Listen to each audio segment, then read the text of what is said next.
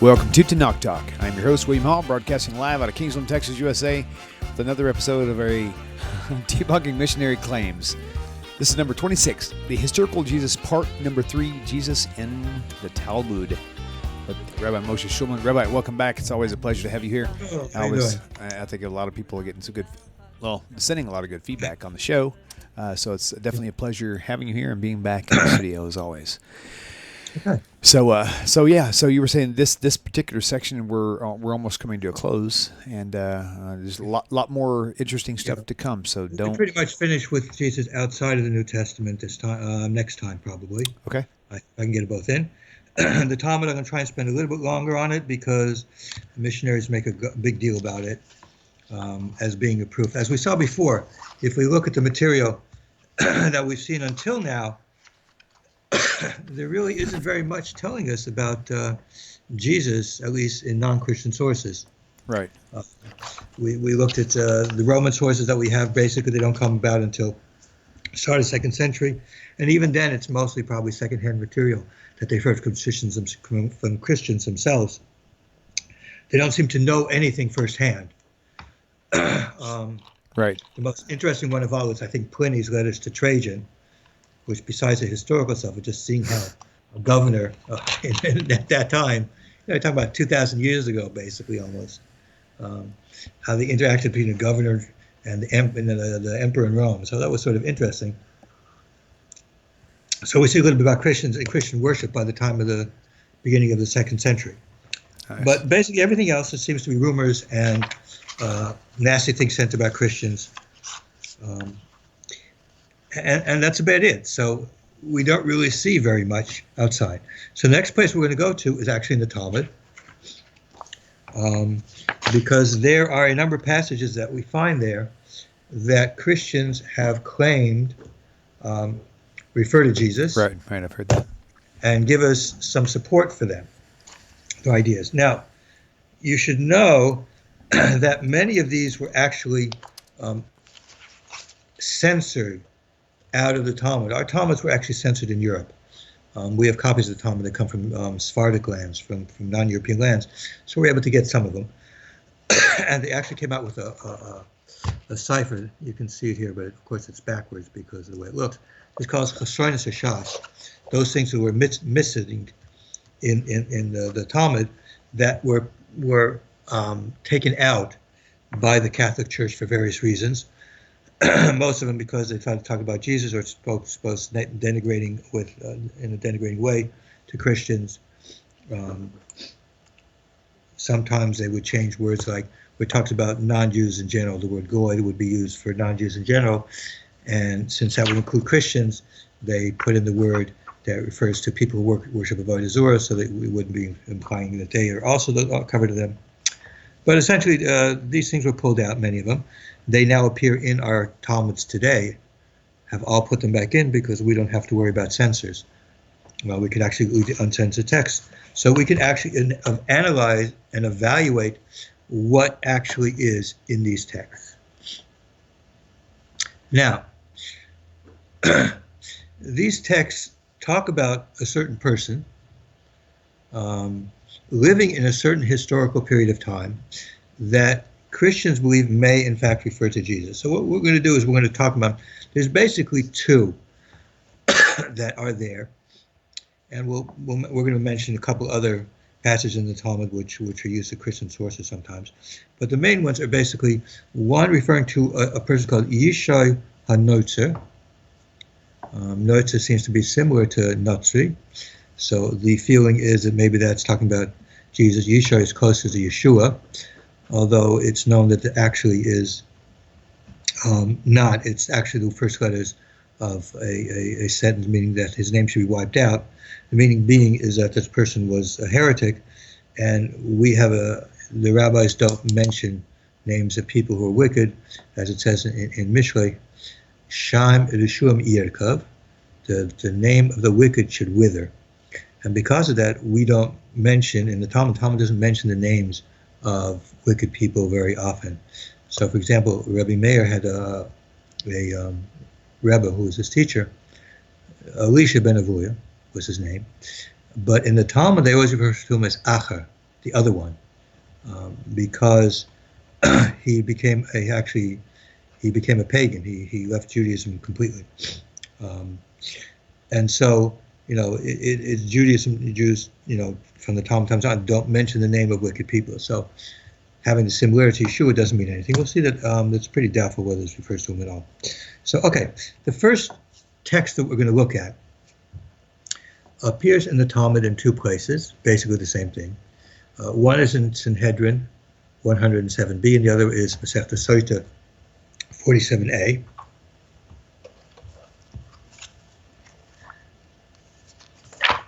So let me look for Sonis Hashas. Okay. Let me put you up here so I can see a little bit better. And then you can see my face also at the same time. Good plan. Good plan. You always want to see my face. Oh, of course. Of course. Oh. Now, this is 107. Now, what's going on in the Talmud here? The Talmud here is talking about how we're supposed to treat people, that we shouldn't push them away. So it says, I will just translate it going, you shouldn't do it like you did to Elisha, who pushed away, like Elisha pushed away Gehazi with both of his hands. Remember, Gehazi was the attendant of Elisha, and Elisha threw him out because he was taking money.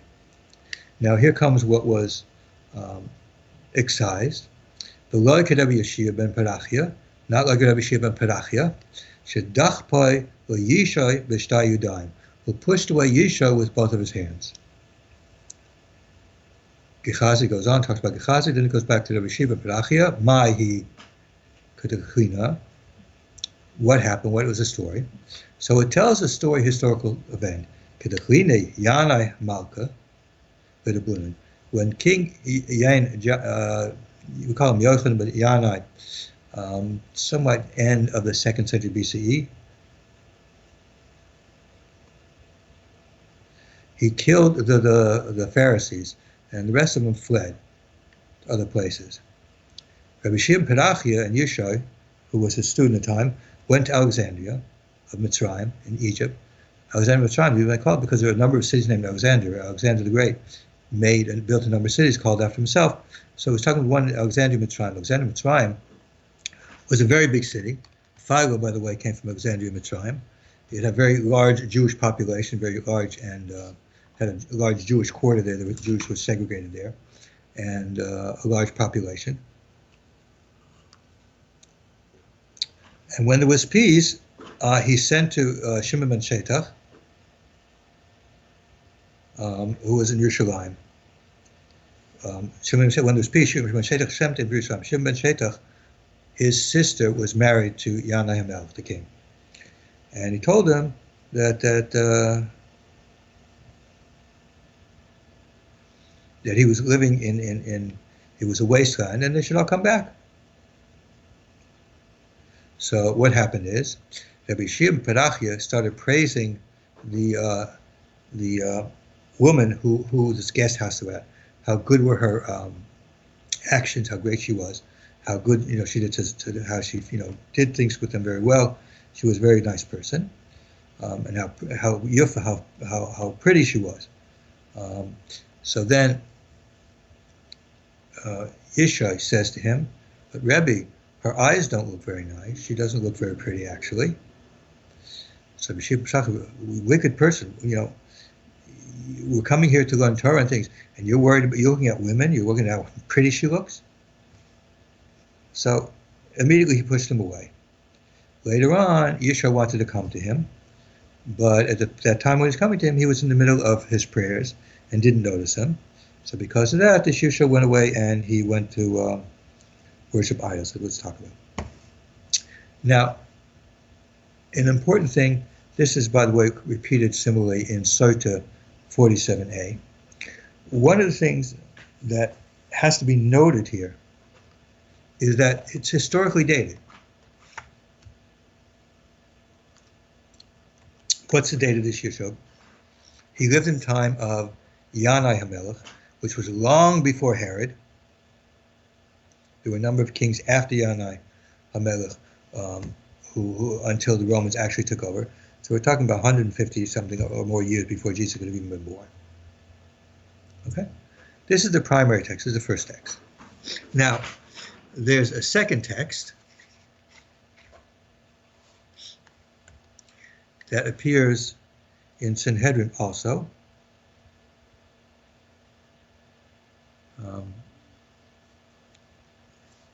And that's 43a.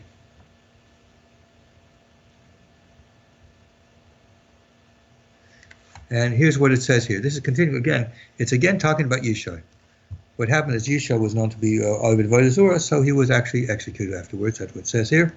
So it says here. Yeah.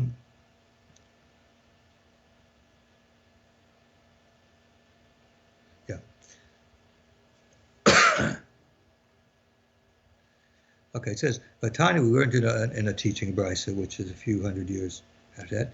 In Erev Pesach, Yishai was hung. What happened? For 40 days, they called out and asked, said that he was going to be hung because he was a magician, and also that he turned people away from the Torah.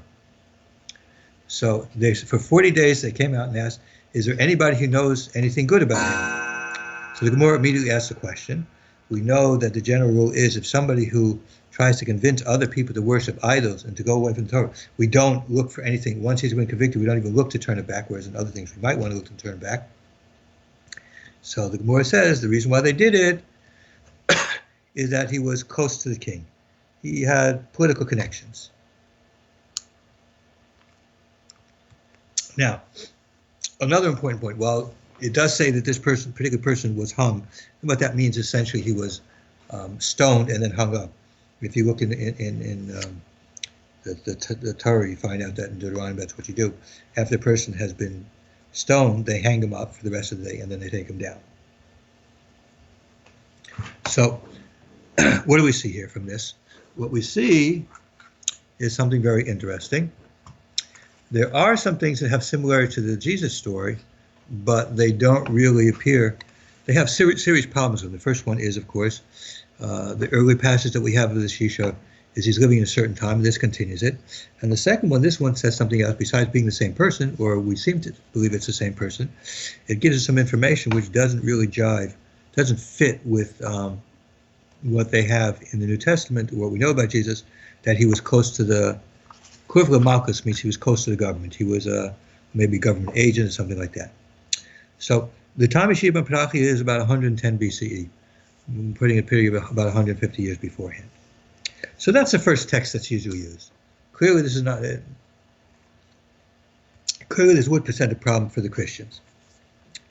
Now, the second one is where there's a discussion about somebody called Ben Satida or Ben Pendura. This is somewhat important because we find later that Celsus writes that some people refer to Jesus as Ben Pendura, that he was a bastard child of somebody in Pendura. And so this seems to have some similarities here in the Talmud. We'll look at this also because this also presents some interesting problems. So in Sanhedrin 67a,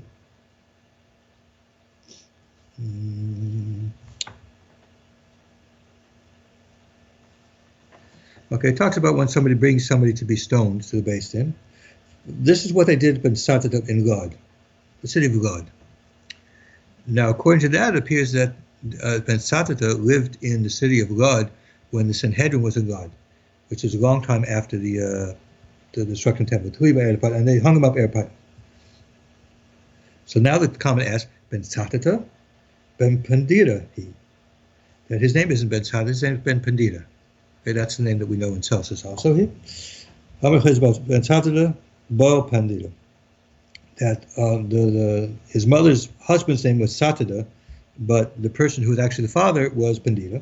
And what was the husband's name? Papas ben Yehuda. His name was Papas ben Yehuda.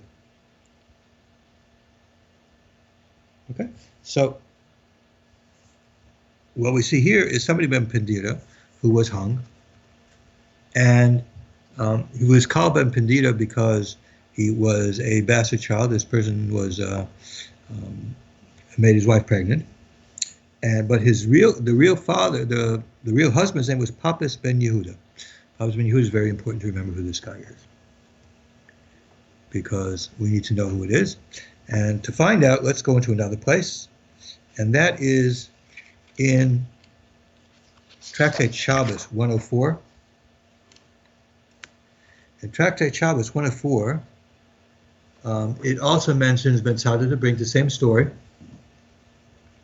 But there we have something very important. We have a Tosfos.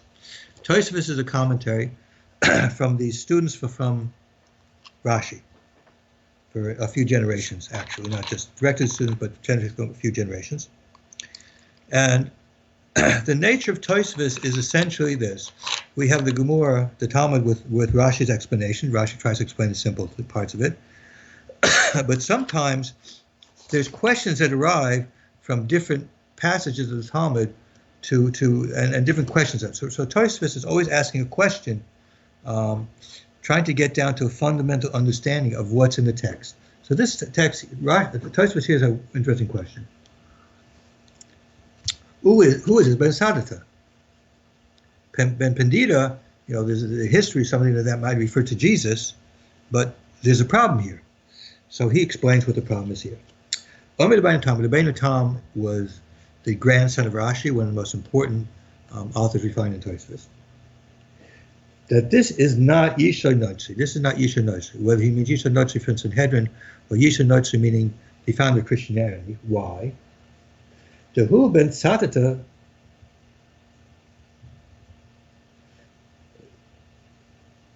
Okay, this Ben Satata was in the time of Pippus ben Yehuda. Okay, and who is this Pippus ben Yehuda? He was somebody who was in the time of Rabbi Akiva. Rabbi Akiva was in the 130s, fully 100 years after Jesus was supposed to have died. As we see in Tractate Broadcast. The Yishai, but Yishai, Hanotzi, was in time of Yeshiva and Parachia, which of course is 100 something years ago. As we find him in the last chapter of Sota, that's he's talking about 47, which I mentioned here.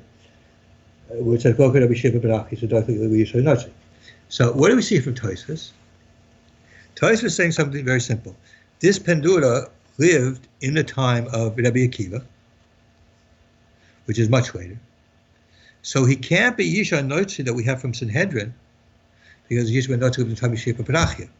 So this can't be the same person. And of course, he can't be, so he lived in that time. Now, there's another view that I saw, there's a view that actually, Papas ben Yehuda was a Talmud for Yochanan ben Zakkai, which would also place him much too late. Yochanan ben Zakkai was really the Rebbe of everybody after the destruction of the temple, would put him maybe 20, 30 years before Rabbi Akiva. So it's around the same time, but not exactly. Or it could be actually the same thing. I'm not sure. Depending how young Papas ben Yehuda was at the time.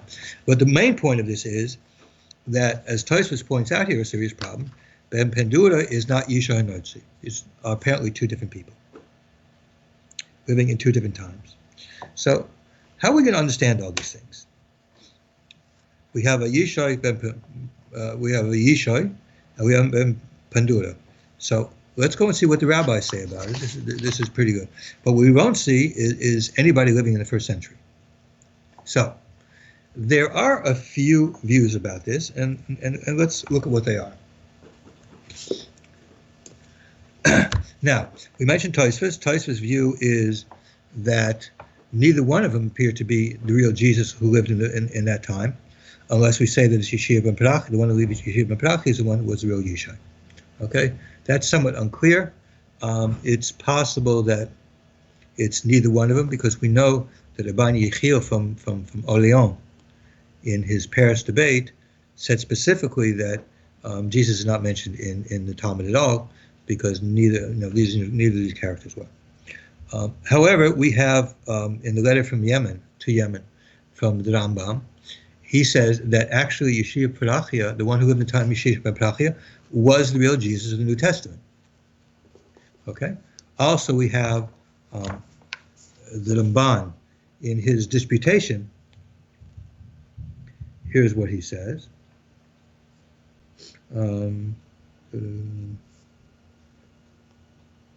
He says, and his birth was close to 200 years before the destruction. Okay? Which, according to what the truth is. And this is before their calculation of about 70-something years. Okay? This same view is kept by, approved by some of the David, Avram ben David, who wrote a Sefer Kabbalah, which is basically history. We find a similar type thing is said in a few other places.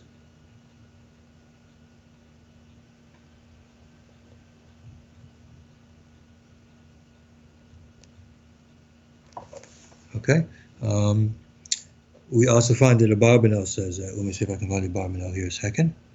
The Abarbanel says that we find in the Talmud that one of the students of Yeshua ben Parachia, who was from the third generation from the Anshe Gedazi Gedolah,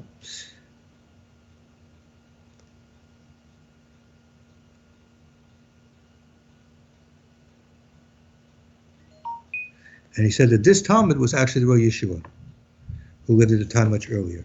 So according to these views, they say that this person in the time of Yeshua ben Parachia was Jesus. Now, one point we have to make here clearly. The issue in the Talmud is not whether Jesus is existed or not. That's taken as a given. The question is, we have historical people mentioned in the Talmud. Does this have anything to do with the real Jesus, person who lived in the first century, or the Christian believed in the first century? Now, these views I just said, the Rambam and the Ramban explicitly say that the real Jesus actually is the one that's mentioned in the time of Mashiach ben Parachia, and that is like 70-something years before he was born, and he died 100 years or so after his birth, when he was supposed to be born. So it's obviously not the person in the New Testament. There's obviously a problem. Now, there are other views that are brought. There's a view brought that there are actually two Yeshua ben Parachias, one living at the early time, and a second one living at the time in the beginning of the first century, so that it's possible that Jesus could be that one. That's not very popular. Now, as Ben Penina, the one who was in Lod, the one who was living at the time of Papas ben Yehuda, nobody says that that's Jesus. We don't have any sources that say that that is. Now, interesting enough, there's a work called Toldos Yishar that's out there. Basically, this was, I think, written to bring together all these things into one, and it actually says that both are the same person. But Sadata, the Talmud from Yishar, brings all these things together, mixing all these periods of time, puts it together into one thing. And the final view we find among the rabbis is essentially that none of them. This is, I mentioned Rabbi Phil from Paris and the Meiri. Okay, so I'm going to give my view a little bit later, but I think we can see clearly what the problem is here. The main problem is, of course, that historically, if you're going to accept it, there are, some historical problems there. There are times are not really fitting in to the times don't fit what is claimed for when Jesus lived, which would have been in the early first century. Right. Okay. Now, this, of course, everything I say is actually known. As I say, the scholars look at this kind of stuff and they consider, well, do we consider it being true or not? What do we say about this? So what I'd like to do is let's first look at basically the secular scholars that I have, names that you might be familiar with some of them, not with others. The first one is Bart Ehrman. Everybody knows who he is, so let's go to him. He's, I would say, the secular scholar par excellence as far as these kinds of things are concerned. So here's what Bart Ehrman says. These references, I've said, come hundreds of years after Jesus' life and appear to represent Jewish responses to the Christian claims about Jesus. They do not, that is, appear to provide historical reliable information about what Jesus said, did, and experienced. Okay, so his view is that, in fact, these are not valid historical records of things, of people living. So, for example, that person didn't live in the time of Shiva Brachia. These were just written as an answer to the Christians. Another work from Peter Schaeffer, Jesus in the Talmud, which is a very interesting and long one. He talks about these passages, and this is what he says about them. This is precisely what takes place in our rabbinic stories about Jesus and the Christian sect. These stories are deliberate and carefully phrasing, retelling, not of what really happened, but of what has come to or captured the rabbi's attention. The source to which they refer is not some independent knowledge of Jesus, his life, and his followers that has reached them through some hidden channels. Rather, as I could show in detail, it is a New Testament, almost exclusively four Gospels, as we know it, or in a form similar to the one we have today. Hence, the rabbinic stories in most cases are a retelling of the New Testament narrative, a literary answer to a literary text. Okay, so he says that this is an answer. I want to point out a point here that he's saying. He's pointing out that, in fact, there are similarities between certain things in the New Testament and these rabbinic stories, and his view is, in fact, that the influence is going from the gospel to the rabbinic stories, not vice versa. Just want to point that out. Another work is by somebody far out there. His name is, this is called the Book of Jesus Legend by G.A. Wells. G.A. Wells is known as probably one of the most famous of the mythicists who believe that Jesus didn't exist. But later on, he seems to have changed to taking the point of view that Jesus probably did exist, but actually all the material we have is bogus and it's legendary, and we couldn't really know more than the fact that the person probably existed. So he remarks with regards to these passages.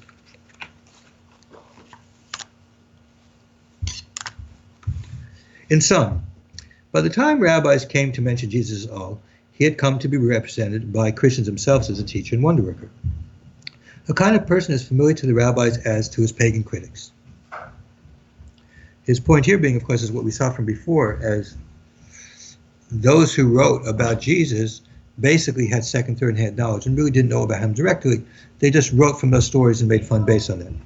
Vermes, who regards the first three Gospels as fundamentally reliable, has nevertheless said, in an age and society in which a combination of sanctity and the miraculous was considered normal, Jesus' talents and activities fitted the image of the holy man. Brown, I think you're talking about Raymond Brown, who wrote A Number of Death and Messiah and other works. Brown concedes that apart from the testimony of Josephus, which I discussed below, we have practically no Jewish evidence from the period of 600 to 100 that would tell us how Jews looked on Jesus, his followers, and their claims about him. Now, remember, we talked about Josephus last time. I could put Josephus first because historically it would be that way. And from Josephus, we see that the passage really talking about Jesus we have there is probably bogus. The highest probably is that it's bogus, and it just tells us nothing we don't know. Brown's fellow Catholic mayor agrees that in the earliest rabbinic sources, there is no clear or even probable reference to Jesus of Nazareth, and that when we do find such references in later rabbinic literature, they are most probably reactions to Christian claims, oral or written. But again, the view is that whatever appears in the rabbinic writing is only because it's taken from the Christians, what they claim, and distorted to sort of answer them. Nor is there any mention of Jesus or indeed any New Testament Dead Sea Scrolls, although certain scholars have claimed to see Jesus and John the Baptist inscribed on the symbolic names of these texts. Okay. Again, he's quoting various sources. The bottom line from these sources is that the information in the Talmud, according to these scholarly sources, the information in the Talmud is actually not firsthand, but in fact attempts to answer the Christians. Now, in a sense, we do have something that does support that type of an idea, and that is the work Tovia Yisho. Tovia Yisho takes all of these Christian things, all these things about somebody that could have been considered to be Jesus, puts them all together into one big story, and says, this is what happened with him. And it brings all kinds of different things, scurrilous things. Okay? So let's read the Christians. Now, here when we go to the Christians, it's very interesting. The Christian scholars want to embrace the Talmud in one way or another.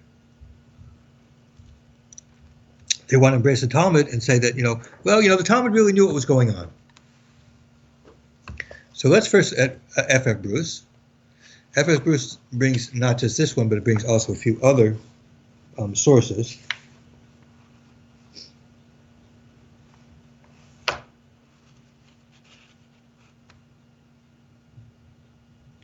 So he brings the Gemara that we talked about in Sanhedrin 43a about having been killed the day before Passover, and saying that he was close to the kingship. So this is what Bruce says. The Baraitha agrees with the Gospel of John in saying that Jesus was hanged on Passover Eve.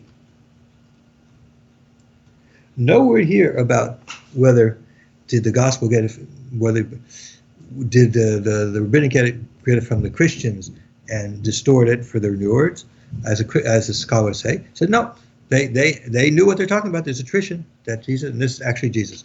And remember, this is Jesus that's talking about here, who was executed the day before Passover, Yishai. This is somebody who lives in the time of Yeshiva and Parachia, according to the Talmud, which of course causes a serious problem for the Christian. If you're going to say that this is the real Jesus, then of course you're agreeing with the Rambam and the Ramban that Jesus lived in the time of Yeshiva and Parachia about, and you know, I'm talking about a period of time, 100 years before actually Jesus died. So again, he talks more. He mentions Ben Pandira. Ben Pandira, as we pointed out before, Tosfos and other places, Ben Pandira lived in the time after the destruction, either in the time of Rabbi Akiva or maybe slightly earlier, slightly as being a student of Yochanan ben Zakkai. But he did live in that time. Now, what does he say about that?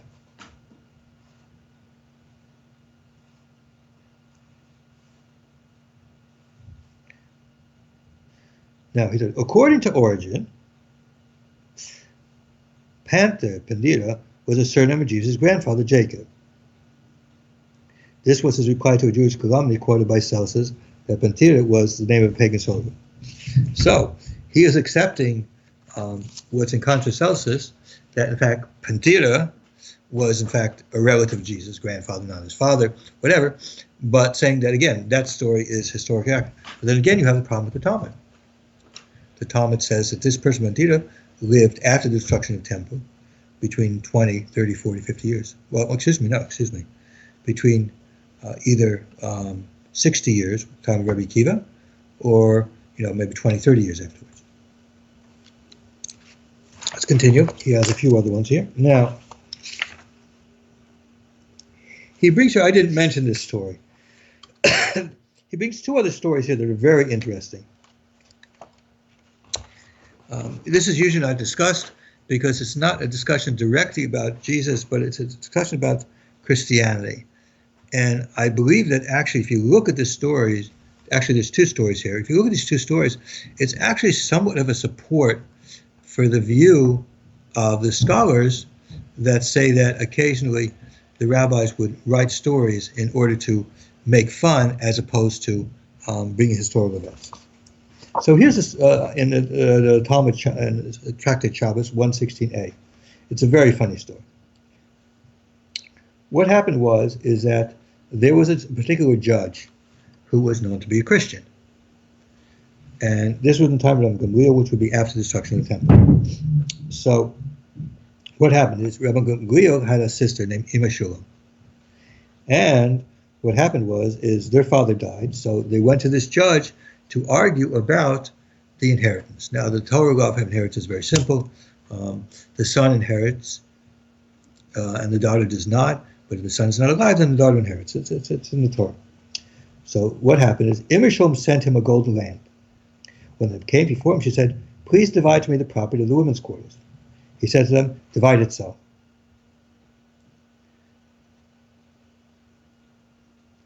So they said now to this judge who was going against the Torah, they said to him, "For us it is written, where there is a son, a daughter does not inherit." Okay, this judge, this Christian judge, he said to them, "Since the day that you were exiled from the land, the law of Moses has been abrogated, and the law of the Evangelion, in the gospel, has been given, in which it says, a son and daughter shall inherit alike." Okay. She bought off the judge. This Christian was a judge and bought him off. Okay, next. what happened. Next day, Gavriel sent him a Libyan ass, which apparently is a donkey of some sort. The judge then said to him, I've looked further to the end of that book, and in it is written, I have not come to take away from the law of Moses, and I have not come to add to the law of Moses. Now, the law of Moses, it is written, where there is a son and a daughter does not inherit. Okay? She said to him, let your light shine as a lamp, in order to hint to him, obviously, about the golden lamp she gave him. And Gavriel said to her, the ass has come and trodden out the lamp. The donkey that he gave me. Well, this is obviously written to make fun of the Christians. Much later. Okay? Most people believe that that's the case of what it is. And it certainly seems to be a little bit on the funny side. There are many reasons why I would say that. First of all, it assumes that the book of Matthew was already written and circulated enough that the rabbis would know about it in the time just after the destruction of the temple. Gavriel was actually right after the destruction of the temple. This is Gavriel from Yavna. Excuse me. And if you remember the story, Yavna was set up right after the destruction of the temple. So that would put him then. So that would put it at about the year 70, which is a little bit too early to assume that Matthew had enough circulation that the Jewish rabbis would know it would be said, that it should even be a Christian judge that would be doing such a thing. Okay, now he brings another one. Now this is a continuation of Sanhedrin 43a that I mentioned before. Okay, this is another one. Now he seems to indicate what do you say here?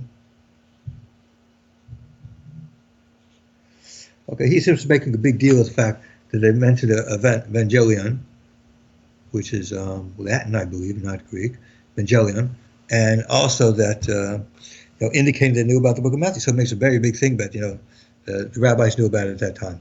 But obviously, this would have to be much later. Okay, the next one is a very interesting one. The rabbis taught this in Sanhedrin continues. I'll just read what he has here rather than going back.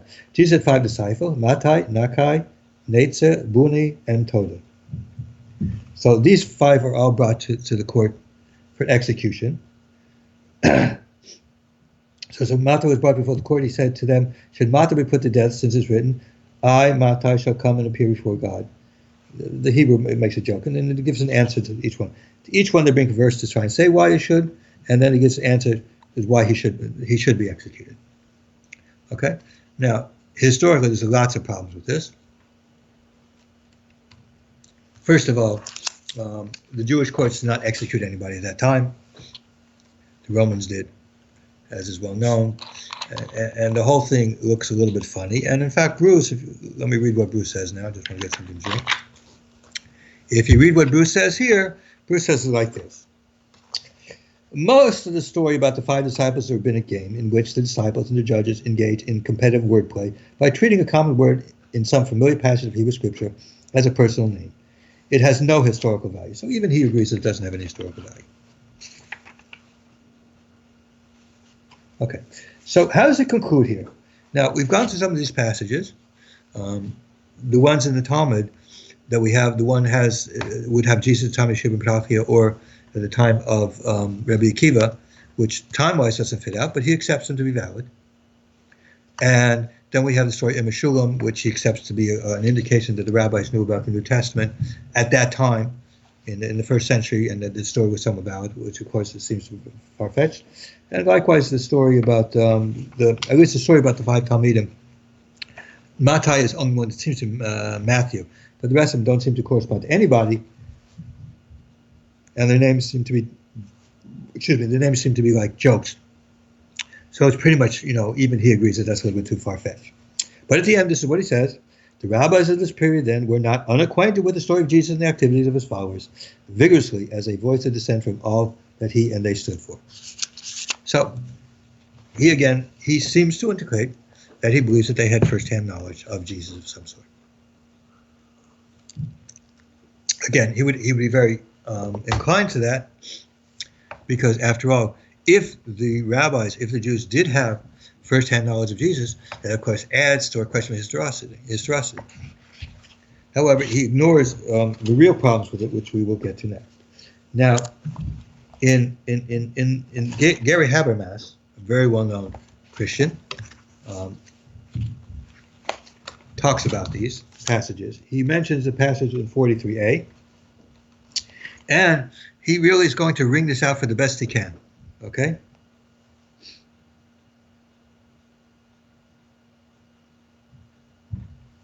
Okay. So, what does it say? Well, we learn from this a number of facts. Number one, Jesus' death by crucifixion. Number two, the time of the event when it was mentioned twice occurring the eve of Passover, meaning that John was right and the synoptics are wrong, by the way. That 40 days beforehand it was publicly announced that Jesus would be stoned. Well, not specifically recorded in the New Testament, such as certainly consistent with both the Jewish practice and report. Problem, of course, he makes here is that Jesus was arrested, of course, and according to the New Testament, arrested and executed within a very short amount of time. He didn't have 40 days, but whatever. Don't let little facts get in the way of his trying to build up his argument. That Jesus was judged by the Jews to be guilty of sorcery and spiritual apostasy, and leading Israel astray by his teachings. That doesn't really correspond to what it says in the New Testament either. All that is something that we know later has been claimed about Jesus. Okay. It is also stated that since no witnesses came forward to defend him, he was killed. That doesn't really mean anything. That's whatever. Okay. Now here it makes a factual error. There's no explanation to why Jesus was crucified. It doesn't say crucified, it says hanged. He's saying hanged means crucified, which is not correct. When stoning was a prescribed punishment. Of course, Habermas, of course, does not know what the halacha is. The law is that, in fact, you were stoned first, and you were hung up until the end of the day, and then taken down and buried. Whatever. Okay, and let's see what else we have. From the second thing that we see there, the students had mentioned, it says, in fact, he said some to the disciples, that some among the Jews felt that these men were also guilty of actions that warranted execution. So that he fetches out of this much he can. Out of two passages, that the second passage, I mean, is just not believed to have been have any factual basis at all. I mean, even to his credit, Bruce didn't think that there was any fact in that, whereas Habermas is just bringing it into it. What we're seeing here is that when it comes to anything historical, because the historical record is so non-existent, because of the total non-existence in the historical record of anything about Jesus, they try and squeeze out from some things that are just not there. Darrell Bach. I don't know how much you know from Dallas Theological Seminary. I've met him before. He's a very nice fellow. But in this case, he's also wrong. Or in many cases, he's also wrong. So here he discusses both passages 43a and 107b. And I would just mention with regards to 43a, with these passages, 43a, what does he say? This text has several interesting points. The clear apologetic claim that the 40-day period was allowed for people to come to Jesus' defense contrasts with the gospel portion of rush to judgment. Okay, so he notices there's a problem with it. The mention of hanging and stoning is the traditional way that Judaism referred to the death penalty. That's quite true. The dating appears to correspond with John's chronology, which of course he's admitting, by the way, that there is a contradiction between John and the synoptics. We will discuss that later when we talk about the New Testament and historical problems with the New Testament and also the resurrection. If the allusion to Jesus' connection to the government is an allusion to his Davidic ancestry, then there is an implicit remark of residential claim to kingship. Unfortunately, Bach is incorrect. Court of Malchus means what it means. When somebody was a government official, they referred to him as in court of Malchus. He was close to the kingship. So that's actually incorrect. With regards to the one in 107,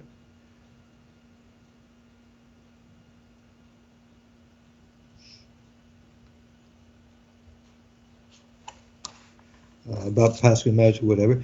Once again, the charges are claimed about the exercise of unusual powers, and winning is also in fact the 2 points appear in the same order in the early text from the God. Okay, so fine. Bach is accepting this as having somewhat of historical weight to it, having some kind of historical value to it. Okay. The last one I'm bringing is Robert Van Voorst. Robert Van Voorst, as I mentioned to you when I've used him before, He is a professor of New Testament Western Theological Seminary in Michigan. Okay? And here's what he says, and I will read it in a little bit. He actually, among Christians, is very truthful and very astute in what he says here. Some rabbinic traditions concerning Jesus may represent responses to Christian preaching from the end of the first century, not from the time of Jesus. We have seen how the tradition of Jesus' illegitimacy and the Ben Pentira story related to it arose from the Christian doctrine of the virgin birth. This doctrine was not explicitly formulated by Christians until near the end of the first century, Matthew and Luke, and even then may not have been widely shared as a leading doctrine by other Christians, Pauline and Johannine churches, for example. What he's trying to say is, obviously, remember, the early Gospels were not universal in the sense that everybody had them. You know, you would have one gospel in your church. So those people who had the Gospel of Matthew and Luke would know about the virgin birth. But those who didn't, you know, were Pauline Church or John, something like that, they wouldn't know about it. Also, the presentation of Jesus' trial and death in Sanhedrin 48 seems to represent a Jewish rebuttal to Christian traditions about Jesus' death. It cannot be claimed to represent early independent information about Jesus, even though, according to the Synoptic accounts, some leading Pharisees were present at the trial of Jesus. This is very sober. Look at it. All the general information that the rabbis have on Jesus could have been derived from Christian preaching. Christians proclaimed Jesus a miracle worker, and the rabbis knew that Christians continued to work healing miracles as well. Once the rabbis tacitly admitted that Jesus' miracles, like those of at least some Christians in their own day, actually took place, the only way to explain it was to say that they were done by magic. That Jesus was executed and raised from the dead were also key points of all Christian preaching. That his overall life could be characterized as that of a deceiver, also was withstanding Jewish understanding of heresy in later times. So again, he among Christians that I found, he is the only one who agrees pretty much with the scholars that this stuff needs to be discounted. Most likely what it is answers to it. Okay, we come to this point and we have to consider what really do we have to say about this? We have Christian scholars saying that yes, this tells us that the rabbis actually had information or tradition back to actually Jesus in the first century. Scholars say no, it's actually the exact opposite. They actually got this stuff from there. And the rabbis talk about different people having lived at certain times. So how are we supposed to understand this? Okay. William, how much time do I have? We are sitting right now at 48 minutes. 48 minutes. Yes, sir. Okay. What I'm going to do now is give you what I think is most likely what the case of, because there are some interesting points that are seen there. It cannot be denied that there are some similarities and ideas that we see there, things that we see in those stories in the Talmud, which we find in the New Testament, which can lead some people to believe that there's some kind of interaction between the two. But how is this interaction to be known? My view is like this. We do have an instance where we can compare historical information and what appears in the Talmud later on, and to see how accurate that is. And the story that we have here appears in Josephus, Book 13, Chapter 10,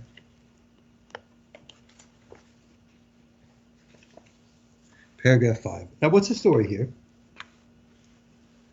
There was a king, Hyrcanus, who was from the Hashmonaim, and there was a story about his mother that she had been captured and freed, and this caused a certain problem. So, as Josephus mentions here, now there was one Jonathan, a very good, great friend of Hyrcanus, but of the sect of Sadducees, whose notions are quite contrary to those of the Pharisees. Oh, one second, a little bit earlier. So it says here, so now Hyrcanus was a disciple of theirs, meaning of the Pharisees. A very important point, I will bring this up again and again and again, it's very important to know, that the Maccabees and the Jews before that were all disciples of the Pharisees. That's who were the leaders of the time in that time. We find first, and this is the first instance where we see that the Sadducees actually had some influence at all. before that, no. And when he once invited them to a feast and entertained them very kindly, when he saw them in a good humor, he began to say to them that they knew he was desirous to be a righteous man, and to do all things whereby he might please God, which was the profession of the Pharisees also. However, he desired that if they observed him offending in any point, and going out of the right way, they would call him back and correct him, on which occasion they attested to his being entirely virtuous, with which commendation he was well pleased. But still there was one of his guests there, whose name was Eliezer, a man of ill temper and delighting in seditious practices. This man said, since thou desirest to know the truth, if thou wilt be righteous and earnest, lay down the high priesthood and content thyself with the civil government of the people. And when he desired to know for what cause he ought to lay down the high priesthood, the other replied, we have heard it from old men that thy mother had been a captive under the reign of Antiochus Epiphanes. This story was false, and Hyrcanus was provoked against him, and all the Pharisees had a very great indignation against him. So we see there's a meal, and one of the people tells Hyrcanus that he should give up his high priesthood and just be the king because of a story about his mother. So what happens after that? Now there was one Jonathan, a very great friend of Hyrcanus, but of the sect of the Sadducees, whose notions are quite contrary to those of the Pharisees. He told Hyrcanus that Eliezer had cast such a reproach upon him, according to the common sense of all the Pharisees, and that this would be made manifest if he would but ask the question, what punishment they thought this man deserved, for that he might depend upon it, that the reproach was now laid on him for the approbation, if they were for punishing him as his crime deserved. So the Pharisees might answer that he deserved stripes and bonds, but that it did not seem right to punish reproaches with death. Okay, so very light punishment, but still something. Indeed, the Pharisees, even upon other occasions, are not apt to be severe in punishments. As this gentle sentence, Hyrcanus was very angry and thought that this man reproached him by the approbation. It was this Jonathan who chiefly irritated him and influenced him so far that he made him leave the party of the Pharisees and abolish the decrees they had imposed on the people and punish those that observed him. So he started persecuting. Okay, this goes on. We'll deal again with this stuff when we deal with rabbinic authority and stuff of that nature. Now, what makes that interesting is we in fact have that same story related in the tractate Kedushin. Remember, the Talmud was not actually set in written form until about the 5th century. So we're talking about a period of a few hundred years later. So what's the story here?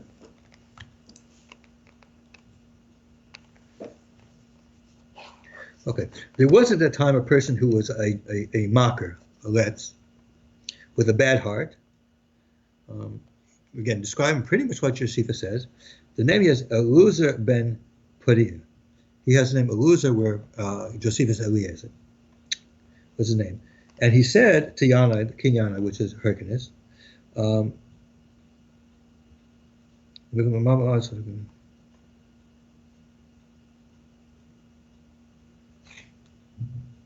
okay, so one second. They have a little bit. They have his friend's name was Eliezer rather than the person who spoke against him. Says what you do.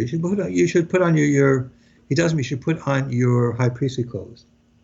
So one old man named Yehuda ben Gedira was there, and he said to Yehuda ben Gedira that the crown of kingdom is enough for you. Leave aside the crown of priesthood to the other children behind. Because he said that his mother had been captured beforehand, the same story. But they looked and they found the story was not true. So we have a different name, but essentially the same story.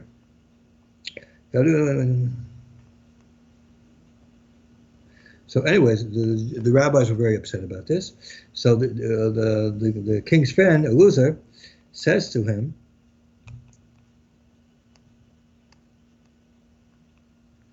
that should ask what they should do with him, and they give a very light punishment. And when they gave a light punishment, then he became a heretic and he became a Sadducee. So the story is essentially the same. Even though it's many hundreds of years later, the story that Josephus has to say is in the Talmud. Now, what's important about this is, of course, we know that Josephus was not very highly kept by the Jews, but was not very highly held by Jews.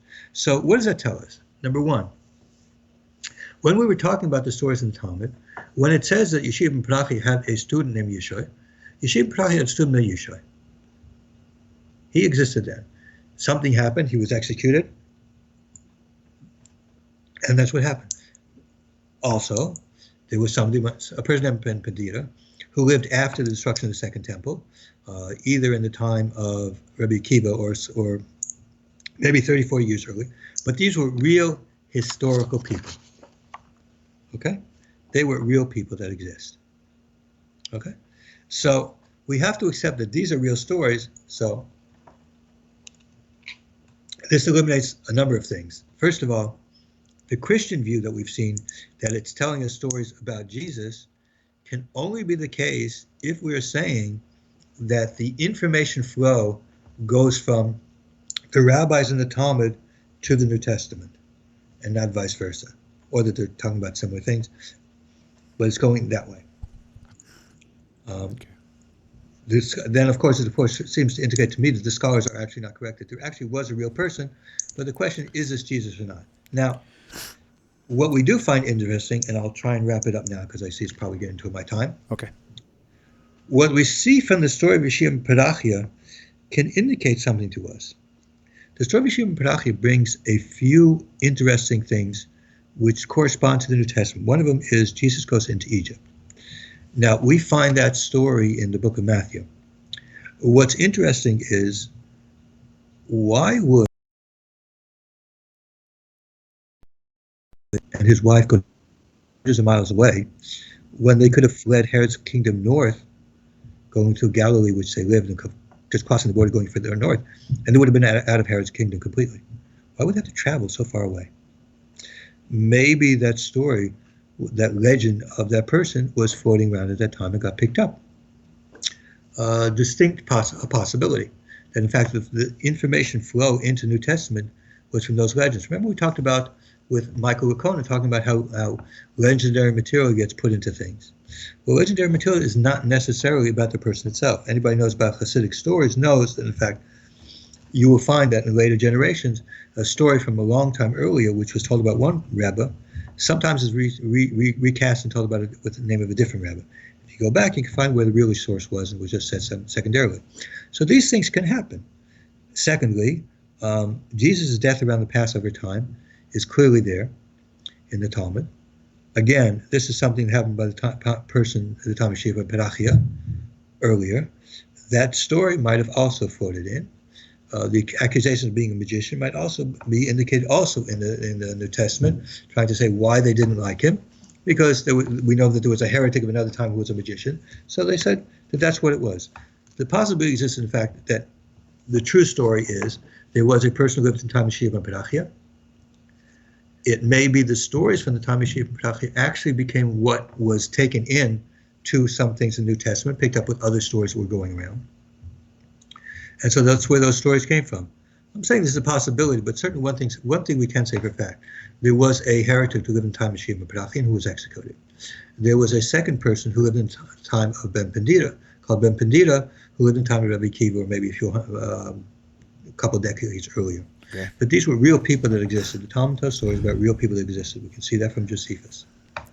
Okay, but you're not necessarily saying, or you are necessarily saying, that you believe that the Jesus of the New Testament existed, or it could have been another one mentioned in the Talmud? Well, no, the Talmud tells us nothing about Jesus. Right. Directly. Okay. Because it's pretty much except, I think Rabbi Yitzchak of Orleans, where he says that he's not mentioned at all, is probably correct. I do not think that it makes sense to say that he lived in the time of Yeshiva ben Parachi earlier, because there's too many other stories which put historical events and periods that in the New Testament. For example, Pontius Pilate. It's pretty certain that Pontius Pilate was the person who executed Jesus. There's pretty much not any doubt as far as in my mind as far as that's concerned. Okay, gotcha. So it leaves us having to it. But my point is, in fact, that the Talmud does not give us information. Right. Do I have another 5 minutes? If you want it, go for it. Okay, fine. Yeah, sure, go ahead. Then let me give you, I wrote down my conclusions here because this will make it clear what I'm trying to say here. We have certain possibilities, okay? Basically three possibilities that could be. Number one, the Talmud could be talking about real people, and it could be talking about the real people. Number two could be what the scholars say the Talmud is totally bogus. Or number three is maybe there's some kind of mixture of the two. Now, if we accept, as I certainly do, that the Talmud is talking about a historical figure, we're really set with basically two possibilities. Either the Rambam and the Ramban are correct, that Jesus lived in late 2nd century, early 1st century BCE, or it's the same situation as Tosfos would say, and Rabbi Yechiel would say, that we have absolutely no information from the Talmud about Jesus at all. It would be one of the two. Now, obviously, it certainly helps. This information that if the Talmud is true, doesn't help us about Jesus at all. We have no information about Jesus from the Talmud because either it's not Jesus, all whole New Testament is wrong, and Jesus actually lived, 100 years earlier, or it's not just him at all. Okay. Second possibility is that the Talmud is actually bogus. These are fake stories that scholars want to say, either made to attack the Christians or whatever. In which case, it's also not helpful for the Christians at all. Because if the stories aren't true, who cares what's in them? The information to make up these stories would have come from the Christians anyways, so it doesn't tell anything. So either way, if it's true or it's not true, it doesn't help the Christians in any way whatsoever. Because either Jesus would have lived at the wrong time, or if they're bogus and the stories are just not true at all, they just came from the Christians anyways, so we really have nothing from it. To quote from the Talmud really doesn't help. Now, as I said, it could be the possibility that's actually composite. Person Yeshiva ben Parachi actually lived, but he wasn't Jesus. But the stories told about him were picked up later by Christians and incorporated in the telling of the story about Jesus. So the story about, for example, the Shem Parachia and Yisha going to Egypt gets somehow brought in, that somehow or other they knew that this guy was supposed to be in Egypt, so it becomes part of his birth story that they fled to Egypt.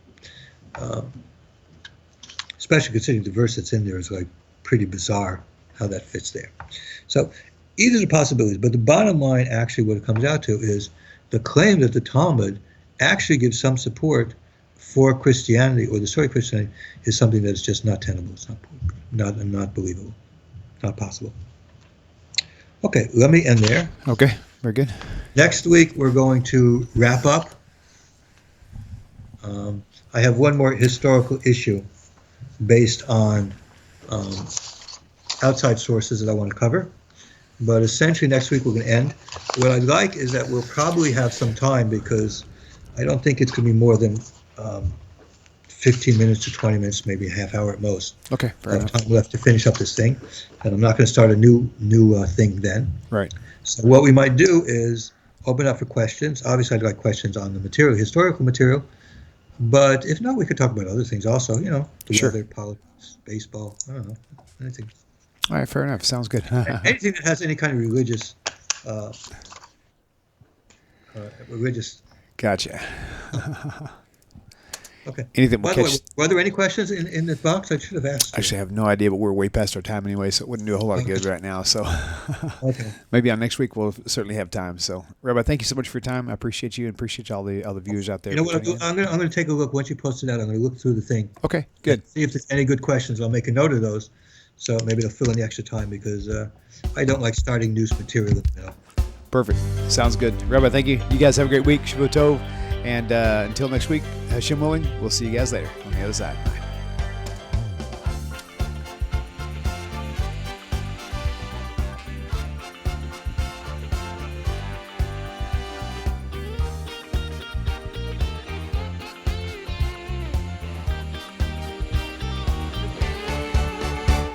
אני אתה אתם תמיד תמיד כולם ביחד חשוב מכל חשוב והכרחי להיות ביחד איפוק זו העוצמה ויתור זו